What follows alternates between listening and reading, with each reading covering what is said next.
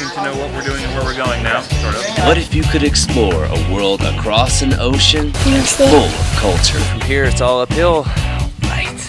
Stair step for 2001. A place where the mountains are high. And I am beat. Damn it. I am happy. Woo! All the make great epic cocktail.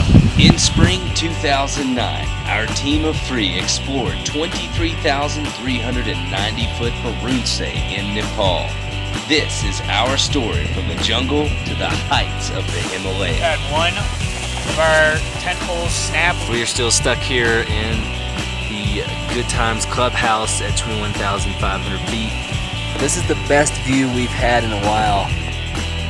This is Ski the Himalayas, Baruntse 2009.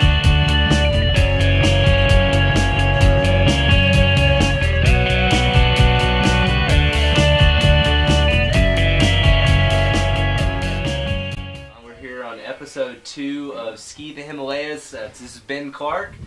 We're in Mane Bejong, and John Miller, my climb partner, is joining me this morning. John, how are you this morning? Doing pretty well, doing pretty well. Always nice to see some more of the footage. Yeah, where are we? What's going on right now?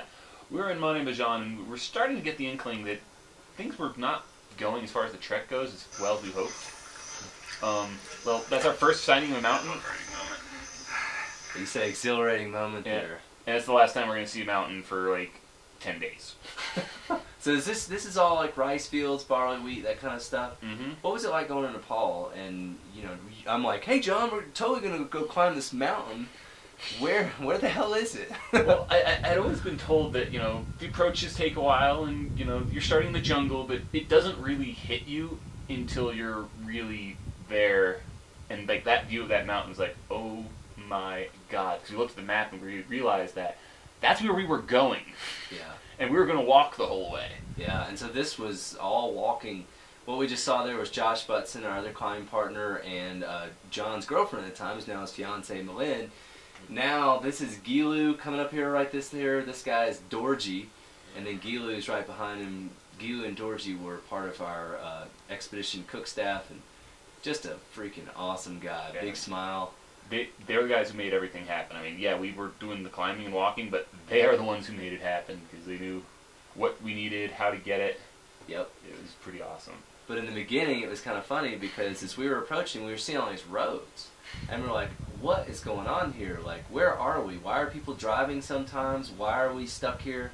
How many days is it actually going to take? And this is now our 3rd night on the trail. And here's Gilu and these guys look at the map and we're like, man, how many days is this going to take? We thought 6, and now it's shaping up to look like 11.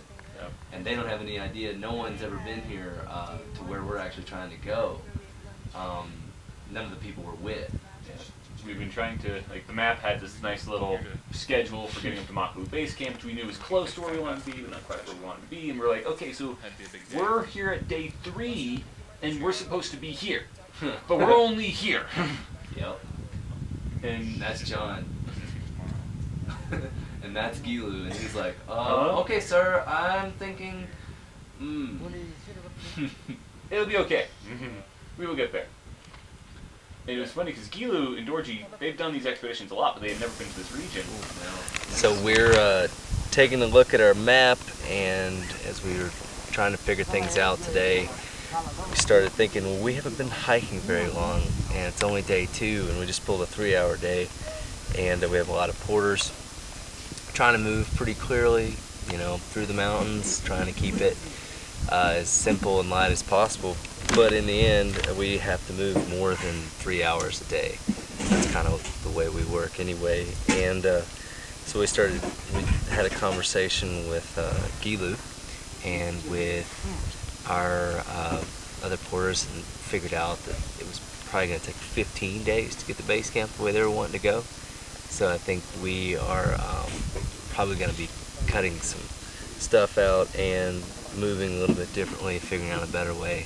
We kind of had something similar to this happen last year with Annapurna 4, where we had a young young man from one of the local towns tried to help us find our base camp. And Yes, it's true. Young guy totally led us in the wrong direction. You can see that at the restofeverest.com. Go and look at the Annapurna 4 footage. But you get lost. You get lost on adventure. And we never actually were lost. That's the impressive part. We were always heading the right direction. lots down low and then hit the really big distance at altitude, which isn't really how we roll. Typically you want to hit the big distance at low altitude, short distance at high altitude. Yeah, we did. And so I'm sure it'll work itself out. But another kink in typical expedition life, traveling to Nepal. These guys have never been here before as a trekking company, so we challenge them every year trying to go to different spots. And We do. We make it really hard on them. They're like, where do you want to go? Why hasn't anyone been there before? What? where we're headed, and that there is a process that's been done before, so we're going to try and follow that. Yeah, we're gonna go. Other than that, base. it's been pretty nice. We're gonna get there. It's been pretty humid. Been a little breezy. We're starting to see some mountains. Pretty happy about that. And overall, I think we're doing pretty well. Everybody's healthy and fit. And yeah, the hiking's great. A little muddy. We're mostly on a road. Definitely wish I had a Land Rover Defender 110. I'm seeing lots of those right now. Love to be rolling down these muddy roads and that, because it kind of defeats I the finally purpose got of one hiking. because I was so upset. I remember watching one of our porters, and there were 3 porters actually in the back of this Defender, riding all the way up to where I'm sitting right now. And we were paying for that, and we're hiking, and I was like, we're gonna spend 3 days walking a road while our porters ride in the car, and we're only gonna hike for 3 hours a day. We weren't terribly happy. No. And one thing you notice is something that's very different than anywhere else I've been in the world is all the villages are on top of the ridge lines. They're on top of the mountains. Anywhere else I've ever been, they're always down in the river canyons or the valleys. And I'm guessing the reason is the rain. Yeah. We'll be seeing that later. Yeah. But it was very different just to realize that we're spending the night up on top rather than down below. Also made for more than one day of lots of up and lots of down. And this was like the only really steep section of trail. I mean, there was one other steep section of trail we encountered, but this is where that road, pretty much, this is the pinch where you realize, oh, you could not drive anymore. I don't know anymore. It's day 3 on the trail, and boy, we've been hiking a lot. It's really humid still, hiking through the jungle, and seeing lots of mountains, lots of villages, but we're only at about 6,693 feet right now, so still not very high, but That's 16,000 feet. boy, it's lower than humid. one of you. Yeah. It's having, We haven't even got back our to trip Telluride is having yet. a pretty good process unfold for us right now. Day 3, we've probably got 7 or 8 more days till we get to base camp. There's been some confusion, porters, and I've talked about it with our cook staff and lead guide to get to the base camp. So kind of getting stuff sussed out, and overall feeling good. Everybody's kind of settling into the process. Malin today described it as if it's like a bunch of pieces of a puzzle, and we're putting together those pieces and now figuring out the cook staff and when they leave, how we get all the Congratulations gear again to ready. John for putting the puzzle together and getting engaged to Malin. You'll see her in orange pants. It's true. I think these guys were just jealous. Yeah. I couldn't bring my hot pink ones. My mind is thinking about pastries and pizza, some of the things I missed from home to eat. I did whip out the French press today. I was pretty psyched to actually have some Starbucks coffee. It's true. I love coffee. Real coffee and not the It became an important part of every morning. stuff. So Yeah, it's a ritual. making it happen. What comforts we can have, we do. Ones we don't need, we don't. I'm sure that was a goat I just heard. That was a go. Otherwise, just psyched. Definitely missing the family, but not missing the job. Like this job a lot. It's true. I quit that job in September. Notice in the background you've got Goat. the goats are very closely related to mountain goats. This is one of my favorite little villages that we stopped in, and it's just this little tiny thing set in that little pass. Had lunch. Every day we'd stop and have lunch, and these guys would bust out this huge lunch. I usually start in the morning and go all day, and I know, John, you're kind of that way too, especially when we're climbing at high altitude. So stopping and having these lunches was like, part of why we were only able to make it 3 or 4 hours of hiking a day with the porters. And we finally got to a point and said, let's just not do the lunch. But this is our way to a town called Noom. And there's Malin's orange pants, and there of course is John hiking in Chaco sandals. A man who needs not shoes. John Miller, ladies and gentlemen. Yeah, it kind of ended up biting me in the butt a little bit. I got a little bit of a blister. It fortunately healed before we got anywhere where it mattered, but it was definitely like, stupid, stupid, stupid. Yeah. And you had some leeches at one point too. Oh, we'll get there. Oh, Yeah. Gnarly. not my idea of a good time. No. Jungle, leeches, Yeah. and here in a second, like, I mean, we get through this little cleared section. A lot of this stuff, I mean, you see, here's a porter. He's wearing sandals too, but look at his load. So what John was doing wasn't out of the ordinary. It just wasn't, you know, wasn't what most people do when they come trekking. And that's kind of part of the fun we have, is enjoying. We got really close and really enjoyed the company of all these porters because we respected how they were doing things. And here's a guy using some of that bamboo to make a little shelf or something, some kind of case. It's amazing, like all the craftsmanship, everything is done by hand. Hand drills, hand mallets, hand laid stone, no mortar, no cement, no nothing, and Awesome tunes though, right? awesome tunes. And here we are the next morning leaving Noom, and this is... Noom's not a huge town. There was some cool stuff going on there, big volleyball games and stuff. You know, we're always on solar-powered batteries, so this was a rainy day, and that had been a rainy afternoon, so I couldn't charge anything, so we didn't film. But here we are rolling down like 2,500 feet to the bottom of this riverbed, and we're basically going to drop all the way down the hillside, and then here in a moment you'll see the ridge line we're headed off to. We basically just go straight across, Yeah. but we go way down and then way back up to get there. We realized that we were going to be at the same altitude that we had started up at noon, but we had to go down and up, and my knees were not looking forward to this at all. No. Because, like I was saying earlier, it was muddy, it was nasty. And you see that rock, it's just like rhyolite. It's super slick. Oh, absolutely. But it's amazing, people are making a living there, and you can see all the they terrace everything. There's little prosperous little huts here and there. I mean, The farming. yeah, they're farming.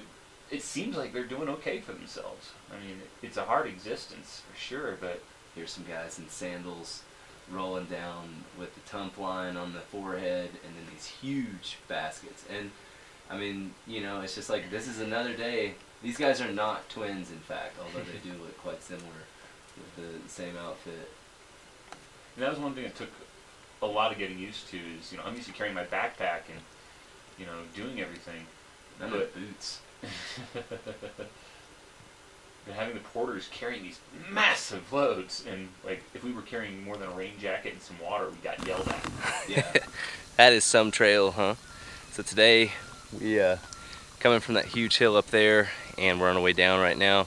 About a 1,500-foot day down, another couple thousand feet back up to Shedua. Oh, it is exceptionally hot, very humid, and rained all last night. This morning's pretty sweet. We had some cinnamon rolls for breakfast. Pretty psyched on finally having something new. But yeah, John, Josh, Malin, they're ahead. I'm hanging back here shooting as usual, and I don't know, just kind of really settling in Nepal. Seems like this is day 4. Might have another 7 or 8 days. I don't really know. And it's just super comfortable. Pretty much just hanging out, and I think it's good. I think this year is going to be a good year, good climbing. Definitely getting on the wavelength of Nepal. It's pretty different because we're not seeing any, well, there's no tea houses along the way. There's very few amenities. Can't really find Sprites and Cokes and Kit Kats and Snickers and stuff like that. So it's pretty No Sprites, Cokes, Kit Kats, or Snickers. Digging that. I don't know. It just feels like we're in our own little world, and you know, there's not a lot of Westerners, so all their conversations are either with locals or with our porters and cook staff, and it feels really, you know, just uniquely Nepal. You know, 7th expedition over here, might as well be starting to feel kind of local anyway after that many years. But I still hate bugs. I don't care how many times I go to Nepal. I still won't forget, we of course didn't shoot this because it was improper for video, but the world's like biggest leathery spider a few days before this. Like, Yep. we're walking the bathroom, and you guys were like, "Yeah, man, look out for the spider in there." And I walk in there and stand over this hole, and I'm like, "Spider!" Like, see a little spider in there. It's like the size of a $50. I walk out, I come back, and I'm like, "Man, they can't be scared of that." And I see a spider like the size of my fist hanging out where I just been standing, going to the bathroom. There are bugs everywhere, and they are large. So this bridge is right over the river. We we drop all the way down to this river, which is basically the same elevation as Tumlingtar, where we had started in episode 1, which is like, 5,000 feet lower than our high point to get to this point. So up and down, up and down. It's the Arun River, and you notice how the bridge is, wobbling. Yeah. The upper decking looks okay, but you really, they put little offerings. You can see all the greenery that's on the fencing there. They put little offerings on before going So across. just spent the last couple of hours dropping down over 2,500 feet of elevation down to the river, and it is slick as snot. I mean, these rocks are absolutely just incredibly slick. Slipped about 4 times, mud, borders, everything, and now we have to cross the river, and bridge looks like shit. It doesn't look sound. It doesn't look good. So I'm gonna go ahead and cross it, and that's it. The end of the jungle. We're uphill from here. Gonna keep moving through the jungle, but not so much after this. So pretty happy to be done with that. That's what we thought. We definitely had more jungle to go. Lots more jungle to go. But that will be the key. Going places we don't know, doing things we haven't done before, and then of course, by the end of the trip, walking back over this, I remember being like, "Oh yeah, the bridge." Oh yeah. And we definitely, at this point, we've started to accept our fate. It's easier that way. Yeah. So this is one of those few shots I was really excited about. I set up. Look at my chest. I am completely soaked in sweat. This is like the most disgusting hot day of my life. Like the last time I was this sick, I was like a 14-year-old kid in church camp and overweight and fat and sweated so hard I had heat stroke. These guys are enjoying the heat too. I'm just kind of like stomping around like, Yeah, heat and I do not get along. No. Well, being high altitude climbers, like, this is like kryptonite for us. This is the land of the... This is totally as foreign as it gets. Living, I live at almost 9,000 feet, and it's like going down this low. It's not really my expertise. And we were happy because we all have the umbrellas on our pack. We never really used on our way in, but they were lifesavers on our way out. So we think they were bringing good karma for us. Totally. And you notice finally the terrible tripod I was using was so jerky in episode 1 finally got a good cleaning and was useful by episode 2 here, so the shots will hopefully be a little cleaner. These guys, young guys, carrying some stuff up from the village. I mean, this is just the way it is. Well, you see these guys with these huge loads, and you're like, well, this is what kids do. They're carrying around huge loads of stuff, too. This is how things get from point A to B, because there's not a road. There's no cars out here, and that's just how people get stuff. And it's their way of life, and it's what they're used to. And I'm sure they'd love, and they're building more roads in Nepal. They're getting close to having a road access to, not quite here, but... Yeah, but wherever we started the episode is where the road ends. Yeah, but until then, it's like a little piece of history living. Yeah, it's old school. It's old school. And they're, for the most part, happy. They're always smiling, they're always laughing and joking, and it's hard. They're definitely working hard, and they know it, but they don't let it get them down. No, you can't, and that's the key. Like, here we'll see in, just a few moments, we're about to come up and hit a national park border. And so this ends sort of the real civilized, I don't know, I guess the civilized area. This is it. Across the river. It's been a long hike up, and we are now in the Makalu Barun National Park. Officially, it's on the other side, but this is it from here. It's all uphill. All right. I'm so ready to get out of the jungle, out of the heat, and into the high mountains. Damn, it's hot.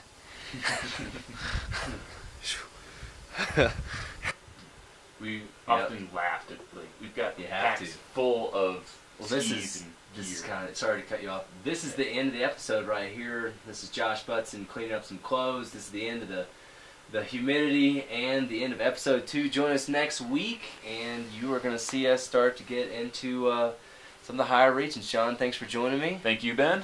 All right, viewers, we'll see you next week.